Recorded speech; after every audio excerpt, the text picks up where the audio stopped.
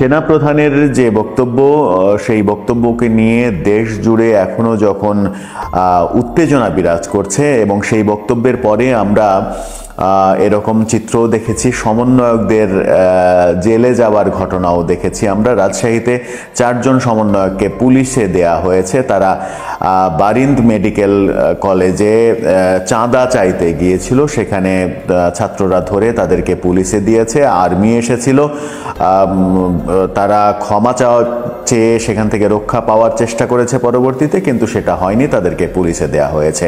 এই প্রথম কোনো সমন্বয়কদের পুলিশে দেওয়ার ঘটনা ঘটলো এবং এটাকে নিয়ে অনেকে বলছেন যে সেনাপ্রধানের সেই ঝাঁঝালো বক্তব্যের প্রতিক্রিয়া শুরু হয়েছে, সেনাবাহিনী অ্যাক্ট করা শুরু করেছে ভালোভাবে। এবার এরকম ঘটনা যখন ঘটছে তখন সমন্বয়কদের যে নতুন রাজনৈতিক দল, সেই রাজনৈতিক দল আগামীকাল ঘোষণা করা হবে মানিক মিয়া এভিনিউতে, শুক্রবার যদিও, তারপরেও মানিক মিয়া এভিনিউয়ের মতো একটা ব্যস্ত জায়গা, ব্যস্ত রাস্তা বন্ধ করে কেন এই আয়োজন করা হবে সেটা নিয়েও যথেষ্ট সমালোচনা রয়েছে।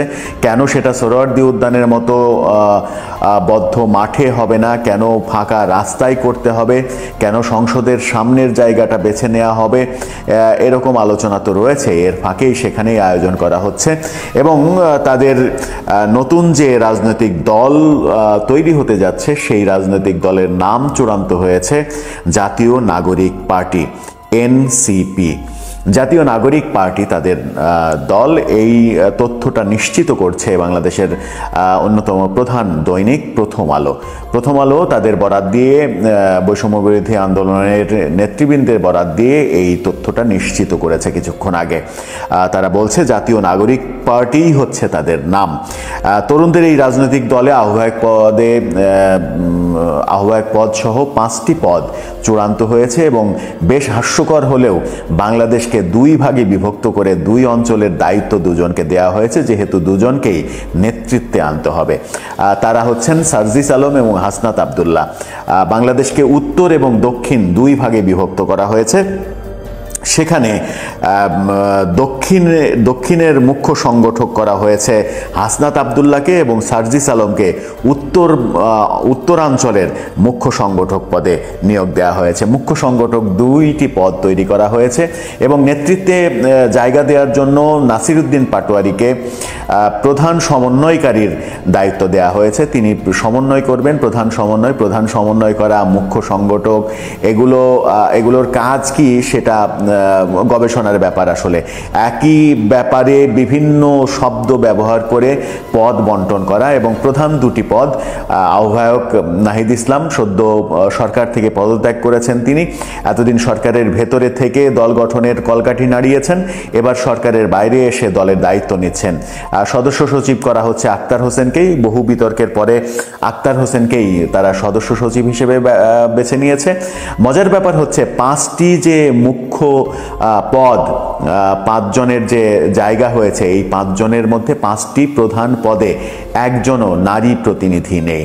এটা নিয়ে তাদেরকে প্রশ্ন করা হলে তারা দায়সারা গোছের উত্তর দিয়েছেন। তারা বলেছেন যে কোনো দলের চাইতে তাদের দলে নারী প্রতিনিধি অনেক বেশি থাকবে, নারীদের অনেক বেশি মূল্যায়ন করা হবে। মূল্যায়নের উদাহরণ আমরা দেখতেই পাচ্ছি। 5টা পদ, সেই 5টা পদে, আবারও বলছি 5টা পদ, আহ্বায়ক নাহিদ ইসলাম, সদস্য সচিব আক্তার হোসেন, প্রধান সমন্বয়কারী নাসিরউদ্দিন পাটোয়ারি এবং দক্ষিণাঞ্চলের মুখ্য সংগঠক হাসনাত আবদুল্লাহ, উত্তরাঞ্চলের মুখ্য সংগঠক সার্জিস আলম। এই 5টা পদের একটিতেও নারীদের অংশগ্রহণ নেই। প্রধান উপদেষ্টাকে দাওয়াত দেওয়া হয়েছে, প্রধান উপদেষ্টা নাকি সাদরে গ্রহণ করেছেন তাদের দাওয়াত, এমনটাও জানানো হয়েছে তাদের পক্ষ থেকে। এখন দেখার বিষয় প্রধান উপদেষ্টা এই অনুষ্ঠানে আসেন কিনা। উপদেষ্টা পরিষদকেও দাওয়াত দেওয়া হয়েছে, তারাও আসেন কিনা সেটাও দেখার বিষয়। বিএনপি জামাত সবাইকেই দাওয়াত দিচ্ছেন তারা।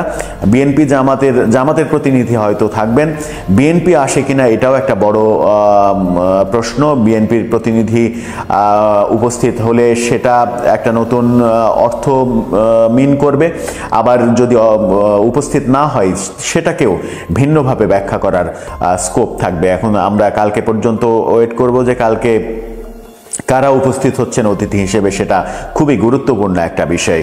এই প্রস্তুতি যখন চলছে, তারা যখন এরকম প্রস্তুতি নিচ্ছে, তখন দেশে আইন শৃঙ্খলা পরিস্থিতির চরম অবনতি এবং আজকে ঢাকা বিশ্ববিদ্যালয়ে তাদেরই যে বৈষম্যবিরোধী ছাত্র আন্দোলন থেকে যে নতুন ছাত্র সংগঠন তৈরি হয়েছে, গতকালকে মারামারি হয়েছে, ব্যাপক মারামারি হয়েছে গতকালকে। আমরা আমাদের ভিডিওতে কম বলেছিলাম, কিন্তু সেটা আসলে ব্যাপক আকারে মারামারি হয়েছে। বেশ কয়েকজন হাসপাতালে রয়েছে এবং সেই ঘটনার জন্য আজকে বাকের কাদের, যারা এই নতুন ছাত্র সংগঠনের নেতা, তারা আজকে ক্ষমা চেয়েছে, বেসরকারি বিশ্ববিদ্যালয়ের ছাত্রদের কাছে ক্ষমা চেয়েছে। সেই তুলকালাম কাণ্ড এখনো চলছে, ক্ষমা চাওয়ার ব্যাপারগুলো চলছে এবং তাদের মধ্যে একজন নেতা, নামটা এই মুহূর্তে মনে করতে পারছি না, তারা সেই নেতা আবার পদত্যাগও করে ফেলেছেন একদিনের মধ্যে।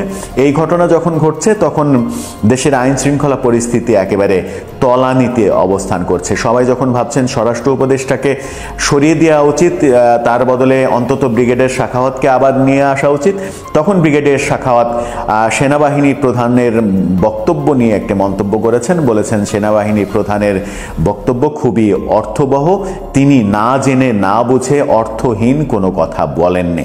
অর্থাৎ ব্রিগেডিয়ার সাখাওয়াত পরোক্ষভাবে সেনাপ্রধানের যে হুঙ্কার, যে হুমকি, সেনাপ্রধানের যে সাবধানবাণী, সেটাকে গ্রহণ করে নিলেন। তার মানে ব্রিগেডিয়ার সাখাওয়াতও বুঝছেন যে সরকার আসলে কাজ করছে না।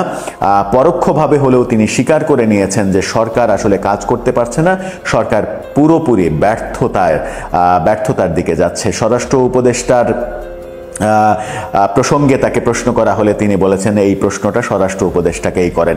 তার মানে ব্রিগেডিয়ার সাখাওয়াতও যে বিরক্ত সরকারের কর্মকাণ্ডে, তাকে যে স্বরাষ্ট্র উপদেষ্টা থেকে সরিয়ে দেওয়া হয়েছিল, পরিণতি যে কত ভয়াবহ হয়েছে, সেটা আজকে দেশের মানুষ যেমন টের পাচ্ছে, সরকারও টের পাচ্ছে। এরকম পরিস্থিতি যখন চলছে, তখন ভারতীয় একটা গণমাধ্যম আজ তক বাংলা, সেখান থেকে বেশ কিছু খবর দেয়া হচ্ছে। সেই খবরটা গুজব, মিথ্যা, বানোয়াট নাকি সত্য, সেটা সময়ই বলে দেবে। তারা বলতে চাচ্ছে যে জুলাই আগস্ট যে বিপ্লব হয়েছে, শেখ হাসিনা বিরোধী যে আন্দোলন হয়েছে, সেই আন্দোলনে আমেরিকা, চীন, কাতার সহ বিভিন্ন দেশ থেকে বিপুল পরিমাণ টাকা এসেছে বাংলাদেশে এবং সেই টাকার ভাগ বাটোয়ারা হয়েছে সমন্বয়ক, উপদেষ্টা, যারা এখন বিভিন্নভাবে কাজ করছেন,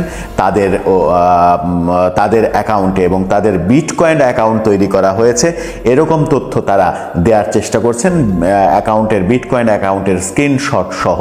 নাহিদ ইসলাম, আসিফ মাহমুদ, সজীব ভুঁইয়া, হাসনাত আবদুল্লাহ, সার্জিস আলম, এদের বিভিন্ন জনের, রাফি, চট্টগ্রামের সমন্বয়ক রাফি, এদের বিটকয়েন অ্যাকাউন্টের কথা বলছে আজ তক বাংলা। যদিও ভারতীয় বিভিন্ন গণমাধ্যমের অপপ্রচার, গুজব, এটা নিয়ে বহুদিন থেকেই আলোচনা চলছে, কিন্তু আজ তক বাংলা যে খবর দিচ্ছে, যে কনফিডেন্সের সুরে তারা কথা বলছে, সেটা যদি সত্য হয়ে যায়, তাহলে এই আজকের যে জুলাই আগস্ট বিপ্লব, সেই বিপ্লব বিতর্কিত হবে এবং বিপ্লব বিতর্কিত হলে বিপ্লব নিয়ে যে স্বপ্ন, সেই স্বপ্ন ভঙ্গ হবে।